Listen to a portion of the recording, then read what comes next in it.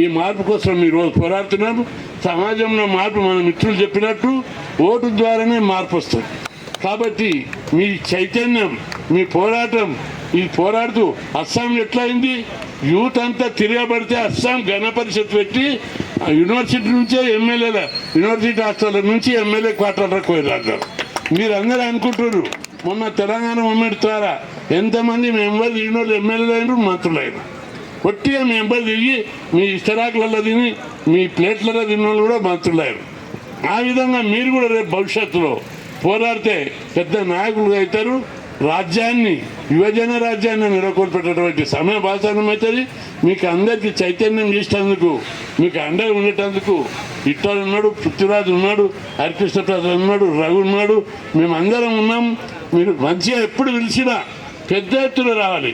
ఉద్యమం నాది, మా వీళ్ళందరూ వచ్చారు. వాళ్ళ టైం అమూల్యమైనటువంటి సమయాన్ని వృధా చేసుకొని ఇక్కడికి వచ్చారు. ఎందుకు వచ్చారు? మా వాళ్ళకి జాబులు రావాలి, వాళ్ళు లైఫ్లో సెటిల్ కావాలి, వాళ్ళకు ఒక ధైర్యాన్ని ఇవ్వాలి, వాళ్ళకు ఒక పోరాట పటిమని ఇవ్వాలి, స్ఫూర్తిని ఇవ్వాలని మంచి ఆశయంతో వచ్చారు. వాళ్ళ టైం అంతా మనకు స్పేర్ చేశారు. మీరు కూడా ధర్నాకు వస్తే ఎప్పుడు ఉదయం ఎండగొడుతుంది, వాన వచ్చేటట్టుంది కాదు. ఈ ఉద్యమం ద్వారా నేను నాయకత్వ రచనలు ఎట్లా ఏర్పాటు చేయాలి, ఏ విధంగా పోరాట పటిమ తెచ్చుకోవాలి, ఏ విధంగా ఉద్యమాన్ని ముందుకు తీసుకుపోవాలి, ఈ జీవితంలో నేను ఏ విధంగా రాణించగలుగుతా, ఏ విధంగా నాయకుడిని కాగలుగుతా అనేటువంటి ఒక స్ఫూర్తిని మీరు నరాన జీవనం చేసుకుంటే జీవితంలో అన్ని రంగాల్లో కూడా మీరు లాభపడతారు. కాబట్టి మిత్రులందరికీ నేను మనవి చేస్తున్నా, ఇప్పుడు సోషల్ మీడియా వచ్చింది. మీరు ఎప్పుడు ఉద్యమం ఉన్నా ఒకరికొకరు చెప్పుకొని ఇప్పుడు వద్దు 2000 మంది వచ్చినట్టున్నారు. మళ్ళా ఉద్యమం చేస్తే 4000 మంది రావాలి. అట్లా ఉద్యమం వస్తే మీరు అందరూ అంటారు ఇటు వచ్చినాం ఉద్యమం చేసినాం ఏమైంది అని అంటారు. ఈరోజే నోటిఫికేషన్ రాదు. దీని ప్రభావం ముఖ్యమంత్రి దగ్గరికి సాయంత్రం పోతుంది. అమ్మో నిరుద్యోగులు తిరగబడుతున్నారు. ఈరోజు సింపుల్గా అనుకుంటేనే 2000 మంది వచ్చిర్రు. వాళ్ళలో ఒక్కొక్కరు స్పీచు అంతా చెప్తారు. పోలీసు వాళ్ళందరూ వాళ్ళకి చెప్తారు, సార్ ఇది బాగా పెద్ద మూమెంట్ అయ్యే అవకాశం ఉంది, మనం ఏదో ఒకటి చేయాలంటారు. అందుకే మనం చెప్పినవన్నీ కూడా నోట్ చేసుకొని ఎన్ని ఉద్యోగాలు క్రియేట్ చేయాలి, ఎన్ని ఉద్యోగాలు భర్తీ చేయడానికి అవకాశం ఉంది అవన్నీ లెక్కలు తీయమని ఆఫీసర్లు గట్టిగా చెప్తారు. మేము రాజకీయ ముఖ్యమంత్రికి వేదిక ద్వారా హెచ్చరిస్తున్నాం. ఇది రాజకీయ కోణంలో చూడొద్దు, మాకు ఉద్యోగాలు కావాలనే కోణంలో చూస్తున్నాం. మేము చెప్పిన 4 మాటలు మీరు చిత్తశుద్ధితో విని ఆఫీసర్లతో మాట్లాడి 2 లక్షల ఉద్యోగాలు ఉన్నాయి అన్ని డిపార్ట్మెంట్లలో. కాబట్టి వెలుగు తీసి వాటన్నింటిని కూడా భర్తీ చేయడానికి చర్యలు తీసుకోవాలి.